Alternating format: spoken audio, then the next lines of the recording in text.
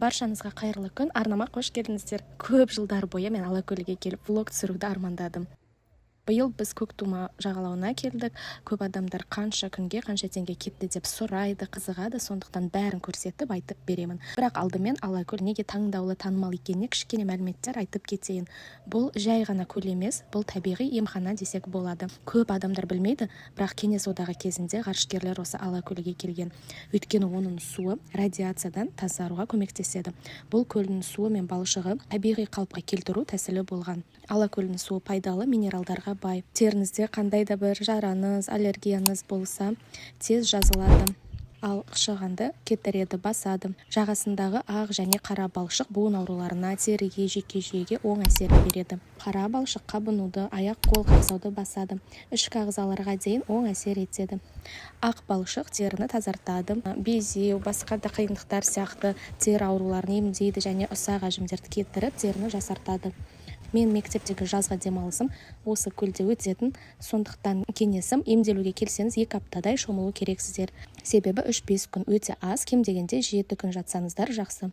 Ал енді демалыс орындарымен прайсқа тоқталайын. Таңдау өте көп. Демалыс орындары эконом класс, стандарт класс, комфорт және де люкс классқа бөлінеді. Бәрі әрине қаражатыңызға байланысты. Мысалы, эконом класс тәулігіне 12 000 теңгеделік, оған жататын үйіңіз, тамағыңыз кіреді, бірақ дәретхана мен душ далада болады, және бөлменізде кондиционер болмау мүмкін. Ал люкс класста кондиционер, санузел іште, диван, холодильник, фен, үлкен орамалдар, тефаль, сушилка, тіпті теледидарға дейін бар. 3 уақыт тамақтану және күнде бөлмеңіз тазалап береді. Балаларға және үлкендерге ойнау алаңдары және өз бассейндері болады. Біз Көктума жағалауындағы қонақ деген стандарт демалыс базасын таңдадық. Жағалаудан 5 минуттық жерде орналасқан. Адам басына тәулігіне 18 000 теңге. Бұл жерде 3-4 кісілік үйшіктер бар. Қазір біз тұратын 2 кісілік үйшікті көрсетемін. Есік алдымызда орындықтар мен үстел бар. Бөлмеде кондиционер, тоңазытқыш және де мынау шкаф пен ілгіштер ыңғайлы қарастырылған. Және әрине санузеліміз іште орналасқан.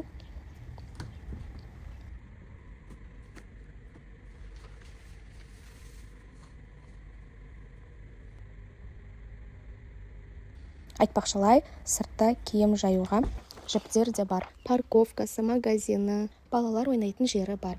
Және 3 уақыт тамақтану осы сумаға кіреді. Ас мәзіріне тоқталсақ, меню үнемі санаторийдағыдай болады, яғни таңғы асқа әртүрлі ботқалар, бауырсақпен түскі ас, ол бірінші және екінші тамақпен қосымша салат келеді, және кешкі ас, қою, тойымды, десертке жемістер беріледі.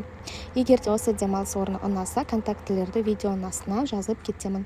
Егер осы видеоны 100 000 қаралым жинап көп лайк бассаңыздар, келесі жолы Алакөлдің туризмі ең мықты дамыған Қабанбай ауылындағы Жарбұлақ жағалауына влог түсіремін. Ол жақта әртүрлі қайықтар, арбат, аттракциондар, экзотикалық жануарлар, жылқымен серуен, ең әдемі закат пен перісті көрсетемін.